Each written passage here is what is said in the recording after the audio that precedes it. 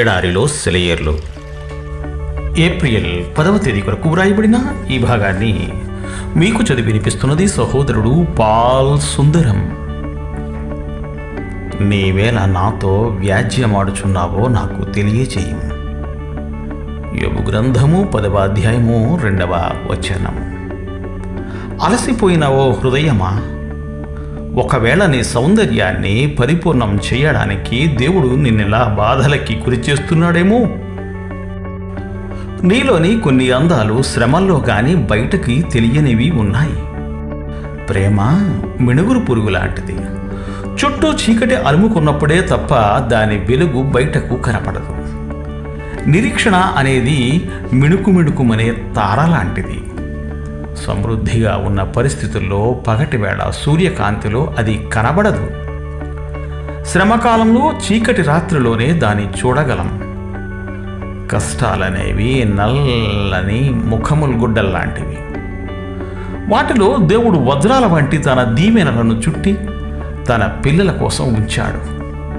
ఆ నల్లని గుడ్డలో వజ్రాలు మరింత తళుకులు విరజిమ్ముతాయి.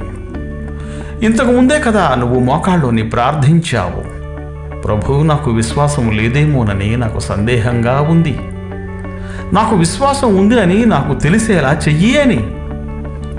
మరి కష్టాలను పంపమని ప్రార్థించడమేగా ఇది. నీకు తెలియకపోవచ్చు. ఈ ప్రార్థనకి పర్యవసనం ఏమిటంటే, నీలోని విశ్వాసం పరీక్షకి గురైనప్పుడే కదా విశ్వాసం అసలు ఉన్నది లేనిది తెలిసేది. ఇది నీకు ఆధారం.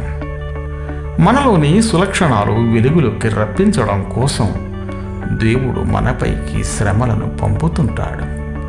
మనలో అవి ఉన్నాయి అన్న నిర్ధారణ మనకి కలగడం కోసం ఆ శ్రమలు మనకి సంభవిస్తూ ఉంటాయి. ఇది కేవలం మనలోని ఆత్మ సౌందర్యాన్ని తెలుసుకోవడం మాత్రమే కాదు, ఆ సౌందర్యం అభివృద్ధి కావడానికి కూడా ఈ పవిత్రమైన శ్రమలు తోడ్పడతాయి.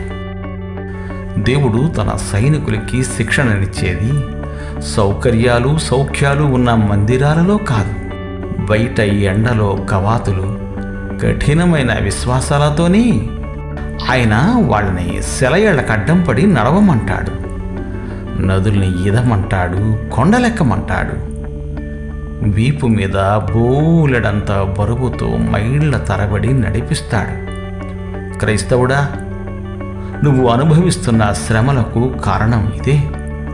నీతో ఆయన వ్యాజ్యం ఆడడానికి కారణమూ ఇదే. సైతాను మిమ్మల్ని కదలించకుండా ఉంటే అది ఆశీర్వాదం అనుకోవడానికి వీలు లేదు. దేవుడు మిమ్ము దీవించుగాక. ఆమేన్. ఆమేన్.